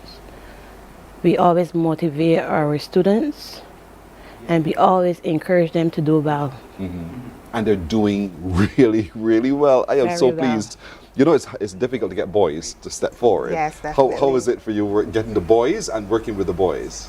Well, the children are all very eager. We didn't have a problem with getting them, to be interested. Mm-hmm. As Rahim would have mentioned, they do have other activities going on, so that posed some of a challenge. Mm-hmm. But, we were patient. We worked with them when they had the time because, of course, their academics and extracurriculars are also important as well. Are you the mentor for Rahim? For the Glebe team, both of them, Jazeera and Rahim, the Glebe team. Yes, ma'am. And you're the mentor for? Glebe team. Team Glebe as well? All the way. Oh, both of you. She's on the brought the Glebe team. Glebe, I'm so sorry. You should see how they're over there behaving in the corner. That's good. And so exposing the children not just to the pageant alone, but to get into the community of Glebe and to learn more about it and the people who are part of it. Did you have that opportunity to take them on tours and the like? Yes, we did. We would have gone to the old people's home, the elderly senior home. Mm-hmm. And we also had the activities at where they participated in the treasure hunt. Right. Mm-hmm. And they also made a donation of books to the school because we know literacy is very important. Started from young. That was at the primary school. Mm-hmm. And at the we also did the community walk. The community walk where they interacted with persons on the street, and that was a really proud moment because to see them, coming out their shells and interacting with people on the road as we traverse the streets, that was a wow moment to see. Especially notice one of our participants, she's rather shy, and she was out there leading the charge, interacting, talking about the show. Jazeera? Yes, she was. Well, that's good, and that's what this pageant does for the children. It brings them out of their shell, and they see themselves, they see the potential for what they can do as well. So quickly, let's talk through the dynamics. It's Saturday, doors open at what time? 6 p.m. 5. The show 5. Yes. The show starts at 6, and tickets are available at the school. And Jeans Inc., and you can contact any of the mentors if you want to get some tickets. Yes. Great. And it's extremely affordable, folks. I really want everyone to come. Yes, food and drinks on sale? Yes, of course. Quickly, next week, are you guys also a part of the activity for next week? Well, we will be working with the team still because they will have a presentation, and I know Ms. Goddard will be heavily involved in that as well. For sure. For next week's activity? Yes, please. I'm excited about that as well. So you know You guys have to keep me posted about what's going on there. I'm trying to get our production crew to let's come over and be a part of it as well, so we can bring it to everybody. That's a plan in the plans. So tell me briefly, quickly about next week's activity. Okay, so we will be having some treats also. Rahim would be also helping us with our valley soup. Yes, Valley the soup. valley soup. Whoa. Okay. So we're going to use yes, some of the produce from Constant Farms. So we're getting the community involved, and the students will be also helping prep the stuff. Nice. And we'll be serving, and also you'll be able to purchase also, so you can support the students. Nice. So that's why it's important, folks. That's why it's important to give full support to St. George Secondary School. St. George Secondary School. St. George Secondary School. The Spirit of the Lion. The show is on this Saturday, and then next week, 18th and 19th, we're heading back to the school to engage with what they're doing at the school. They're doing phenomenal work. We have to be a part of it. Thank you so much, ladies. I wish you all the best, and may the best team win. Glebe. Glebe. You know, Glebe is in the middle. Middle. Everything happens in the glebe. Yes. All right. The Mecca of St. George, the Yes, glebe. ma'am. Yes, ma'am. We're taking a break. We're back in just a moment. Morning, morning, morning. Good morning. Good morning to you. Hey there, it's Mahalia.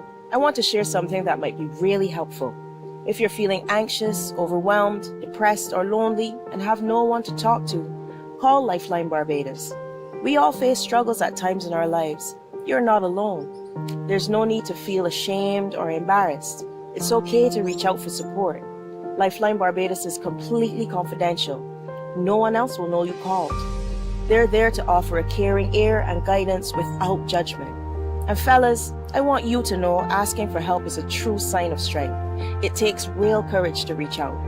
You can also call Lifeline Barbados if you're worried about loved ones who are struggling and you need advice on how to support them. There's a saying, a problem shared is a problem halved, but not everyone has someone they can confide in. Morning, morning, morning. Good morning. Good morning to you. 21 to the hour. I've just been told that there's an accident there at the junction just below the Foursquare Distillery that obviously will impede traffic flow. So if you're using that area, perhaps you are now forewarned you may need to use an alternate route. So an accident at the junction just below the Foursquare, just to the west of it. And so we want to caution you of that. And so please proceed cautiously, but you may need to seek alternate routes as well. So thanks for that information. Turn our attention now to this strategic plan that has been offered to the Ministry of Health and Wellness. And I'm so happy to know that the Barbados Association of Endometriosis and PCOS have been able to do this. The person behind all of this is one of the co-founders of it, is Julia Mandeville. Julia, good morning to you.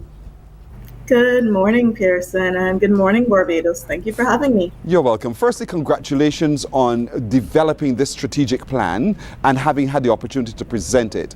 What's in the strategic plan, one? And then before you answer that one, why did you think you needed to do a strategic plan? Oh, wow. So thank you for that line of questioning. I wanted to take us a bit back. So in 2019, the Barbados Association of Endometriosis and PCOS, we actually wrote a book that was supported by UNFPA Caribbean and disseminated across the country using a school tour with volunteers from the Barbados Family Planning Association to really start to educate the youth of Barbados about the conditions endometriosis, PCOS, uterine fibroids, adenomyosis, any condition that is typically associated with women's health or gynecology or menstruation. Fast forward then to 2023, we were able to screen the film, the documentary called Below the Belt, which was executively produced by Hillary Rodham Clinton. And it was a film that followed the story of 4 women across North America with endometriosis to really show exactly how much endometriosis impacts the lives of these individuals, and for us to really understand the far-reaching implications of endometriosis. And so after that screening, the Commonwealth Foundation reached out to us and they invited us to participate in their invitation-only grant for capacity strengthening, and it focused specifically on civil society organizations engaging in policy development around any particular issue with the use of media for advocacy. And since we had just screened the film Below the Belt free at the Barbados Museum with all of our sponsors, I just wanted to make sure that I acknowledge them.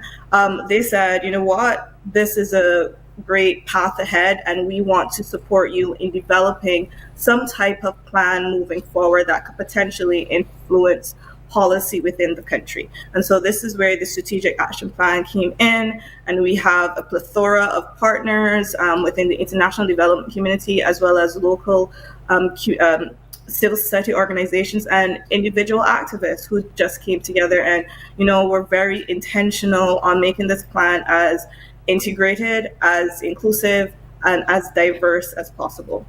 So in the plan, because it's going to be inclusive and as diverse as possible, how did you go about determining and gathering views that will inform that plan? Oh, certainly. And so with the organization, the way in which we started in 2016, we were very adamant that we could not do this alone.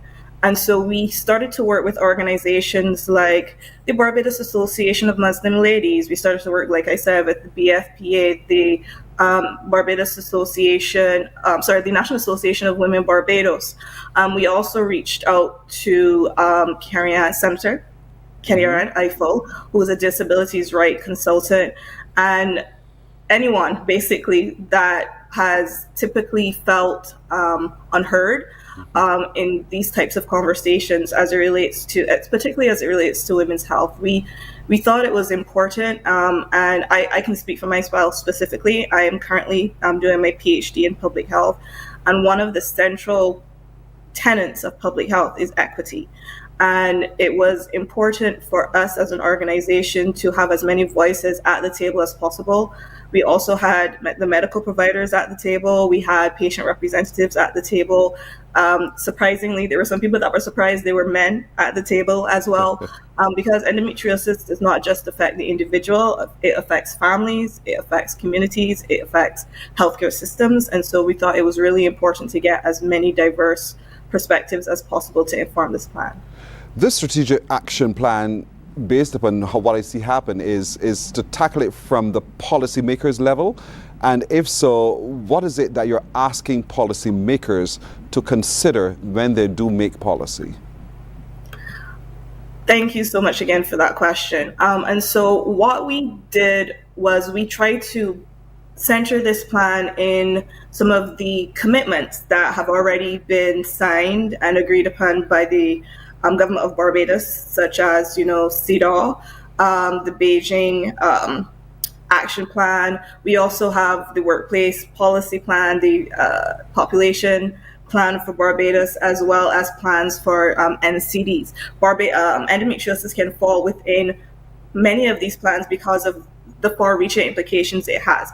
And so we really want policymakers to really consider endometriosis as a condition that is systemic, because that is what it is, outside of the box, a far-reaching condition that can impact any organ within the body. So let's talk about it physically, but there's also the financial implications. Endometriosis is a very expensive condition to treat, manage, and diagnose. And so unfortunately, at this point in time, we do not have the exact numbers for Barbados, but international numbers have shown that endometriosis costs at minimum $12,419 USD per person per annum. That's at minimum.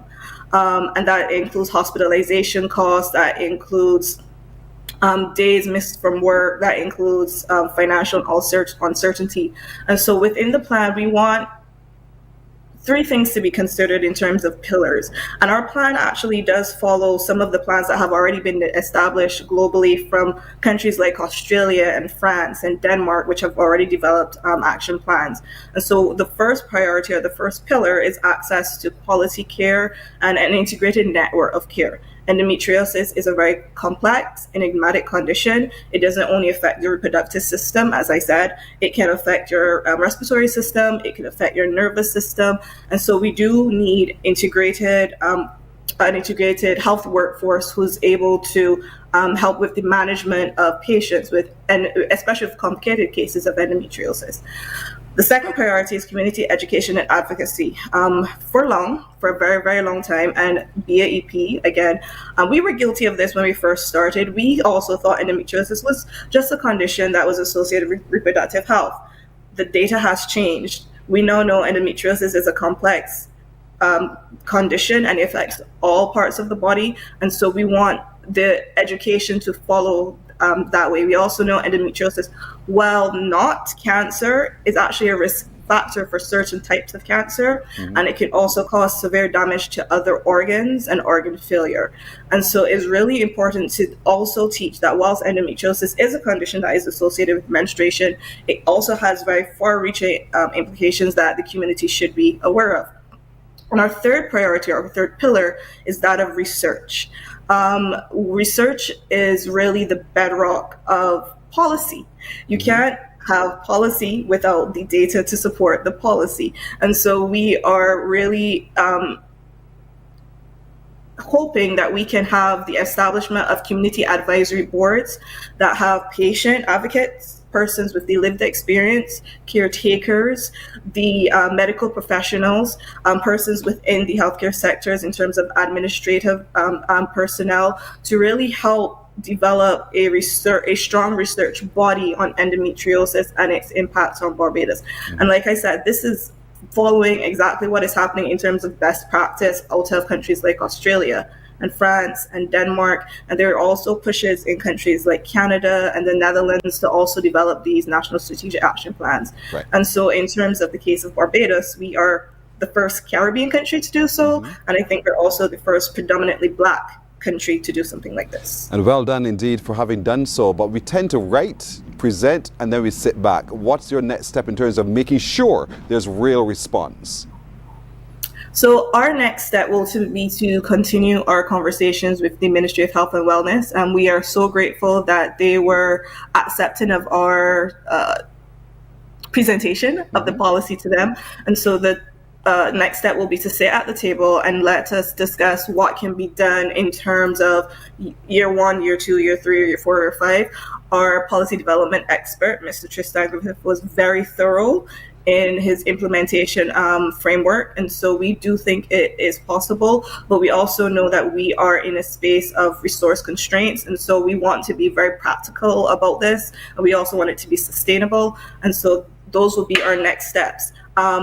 For us personally, in terms of the BAEP and me as one of the people that typically leads the research, we will be continuing research to get the information about how endometriosis and conditions like endometriosis impact Barbadians and maybe even persons within the wider Caribbean. Right. Well, we're going to track this with you as well, Ms. Mandeville, indeed. But I really want to commend you and your association for doing the great work that you're doing, the Barbados Association of Endometriosis and PCOS. And so we can't wait to find out what your true next action is. And as it happens, we'll be happy to have you on again. So thank you. Thank you to your organization as well. And we wish you all the best. Thank you so much, Pearson. Thank you so much. You're very welcome. Morning Barbados takes a break. We're back in just a moment. Morning, morning, morning. Good morning. Good morning to you.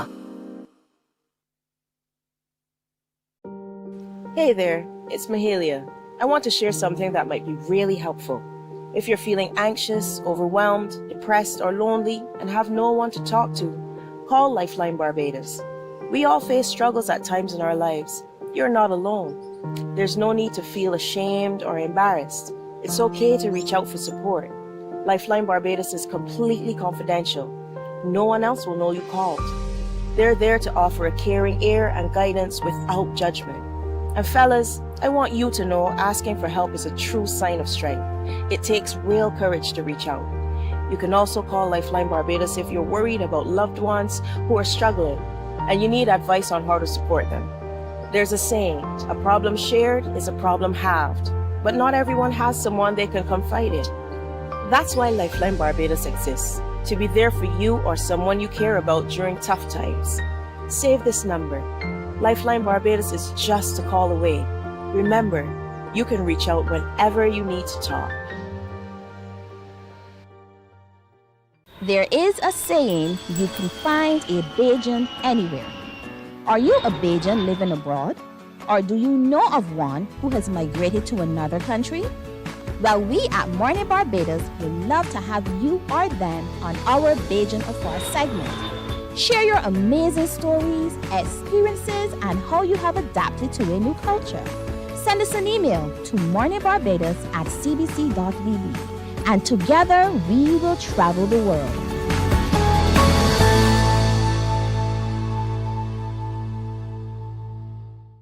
Some ask, what makes Barbados so special? We at Mornin Barbados say it's you, our exceptional youth. You are talented, resilient, and inspirational. You are the epitome of the Barbadian spirit, testing the boundaries of your creativity. If you are an entrepreneur, artist, baker, designer, author, or have done anything you think should be highlighted, email us at morninbarbados@cbc.bb. Morning, morning, morning. Good morning. Good morning to you. All right, we're 7 minutes to continue gathering in St. George, 7 minutes away from 8 o'clock. And so I'm happy to be joined from the Parish Organizing Committee by Sarah Holder and Shavar Brathwaite. These are St. George to the core. To the core. Good morning. Good morning. It is going well. That's all I can tell you. I'm watching and seeing, I'm saying it's going well. You feel the same way too, Sarah? Yes, we had an amazing week last week, so it's going good. That is good. Shavar, same thing for you? And there's even more amazing things coming. They're wearing their St. George regathering, come You home, just got one. George. And so, Shavar, I know there's going to be coming up a cricket game. Yes, please. So let's talk a little bit about what's coming up. When is it? It's on Friday the 13th. This coming Friday? Yes, please. It's going to be at Bide Mill playing field. You can register for any cricketers from the parish. You can register on our Regathering Instagram page. Regathering St. George is a Google form there. You can fill it out. There are 4 teams. The first 2 are going to be playing on Friday at Bide Mill. And then the next 2 teams play the following Friday? No, they're going to play some next Some week other time. at Market Hill. And then the finals is at Allerton playing field. Well, I mean, St. George has such great sports people. Yeah. Yes. To begin with, Sarah's proud boy. She is proud of her parish indeed. I am. And so we want to get the best out of our people for sports indeed. So Yes. Friday coming forth at Bide Mill. Bide Mill is this first match. 2 teams are competing. What time does that start? 7 p.m. 7 o'clock. Under the lights. This is going to be ding-dong battle indeed. Yeah. So I know you're fascinated by the number of young people. Yes, I am. Why? Because we are talking about land and we are talking about community. Regathering isn't only about fatting, it's about community. And a big part of community is generations. And for a generation to continue, a farmer don't just pelt the seeds and leave it. It have to be nurtured. So our young people need to be nurtured. So part of our land is young people and a part of community is young people. So it's important that we give back to them. That's why we have the future farmers and the cricket, all of these events that include young people in regathering and in land. You're quite right. I bet you they don't know about the roasting. They don't. They That's don't. actually the event I am most looking Really? forward Why? to. Because when I was younger, I was too young to go outside and roast barefoot with the boys. So no, I have the opportunity to do so this coming Saturday with Peter Ram and friends. I am looking forward to having those barefoot bowls. We're going to have a chef there. I'm looking forward to it. It's called the Gully Hill Roast. Yes, please. And where's Gully Hill? The Gully Hill Roast is in Farm Road. Okay. Right. So it's just opposite a gully. So that's why we call it Gully Hill Roast. It's on a hill next to the gully. So that's why we call it the Gully Hill Roast. In So the farm. we want everybody to come to this, right? Yes. Get ready to enjoy your breadfruit bowls with salt fish or red herring or pork or whatever it is, pigtails. Or me, I like tuna. No, not me. Not me. But you heard the bits I talked about just those are my bowls. You're fancy. Yes, I'm fancy. What time does that start? I believe that. 10 is on 10 o'clock in the morning? Shot 3. So we can spend a whole day practically, 10 to 3-5 hours down there and learn how to roast breadfruit, learn how to do your breadfruit bowl, and prepare. And I mean, that's so Bajan. And mingle. We're going to have a DJ, Peter Ram, you know, he's going to bring the vibes. So we're going to mingle. It's about community. So we're gathering. And then after that, you have two options. You can either go to the Spirit of the Lion Show, or we're going to be laying at the Salters Mart with the bite in and supporting the vendors there at Salters Mart. At Salters as well on Saturday? Please. So enough events. All right, so we got the Spirit of the Lion Show. We know that one. What's happening at Salters specifically? You said it's called Bite. It's called Bite In, so you can come, just lime and support any of the vendors there at the Salters Market. Really? Yeah. And there's a variety of vendors there. Well, yeah. I mean, St. George is known for that as well. Yes. You know, that's it. I'm being asked in my ear by that troublesome young man you saw earlier. Where is Salters Market? Salters Market is in Salters, St. George. By the junction that would take you to either Chafet, or you could keep straight up to Constant. So it's right there's a plot of land with a whole set of vendors, food trucks, etc. Oh, over there by Roberts? No, not so far. Not so on that far side. up. If you come from Normanel's roundabout and coming up, is right there by the junction. Normanel's, it's an open area there? Yes, please. Right there on the left-hand side. But I have If you turn to Chafet on the right, if you keep straight, it's on the left. I have You can't miss it. But I know you're telling me no. I'm seeing it again because you know you're driving, you're going, you just go on. Yeah. But you're telling me that's where it is. So that you can't miss it then this weekend. Indeed, this is on Saturday. Yes, please. Saturday. Of course, we're doing the Gully Roast. We got Spirit of the Lion Show. We have this happening, the Bite In at Salters, indeed. And so, boy, you're the chock full of information. And the cricket match, cricket match on Friday. There are things happening in St. George. Yes, regathering. Regathering in St. George this weekend. I mean, and when you look at the calendar of events for St. George, there really literally is almost every day something going on. Yes. They're from the land, the young people are engaged in the land, and more young people are doing so. Look at Sarah. She's a young one, indeed. And so we want to encourage all of you to gather in St. George as well. So thank you. We're out of time. I really got to go. Thank you, Sarah. Thank you, Shavar. And so I want everyone to continue gathering in St. George as we continue to give our full support and community. We're celebrating the land in St. George. We're back in just a moment. 2025, so we gathering. Yes, and we gathering. Hey, everywhere we stand, weed is always red. And we will never forget when the marks St. George we come from. And we gathering. When the marks St. George we come from. Would you sing again? Sing again. St. George we come from. Hold on, let me start it. St. George Secondary School, the new Salters Market. Drexel plantations planted. Gun Hills in the station, spot the target. You think St. George easy? We got Elmer's Quarry, the old Buckley Sugar Factory. St. George in demand. We got the most fertile agricultural land. Hey, everywhere we stand, weed is always red. And we will never forget when the marks St. George we come from. And we gathering. When the marks St. George. Morning. Good morning to you. Some ask, what makes Barbados so special? We at Mornin Barbados say it's you, our exceptional youth. You are talented, resilient, and inspirational. You are the epitome of the Barbadian spirit, testing the boundaries of your creativity. If you are an entrepreneur, artist, baker, designer, author, or have done anything you think should be highlighted, email us at morninbarbados@cbc.bb. Let us show the world our exceptional Bajan youth. The Ministry of Youth Sports and Community Empowerment's Bridges television series is back. Join us every Wednesday at 8 p.m. with a repeat on Saturdays at 5:30 p.m. on CBC TV 8. Morning. Good morning to you.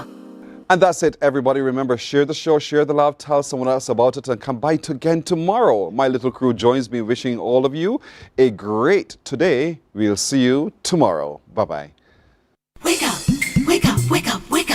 Barbados, get up. Good morning.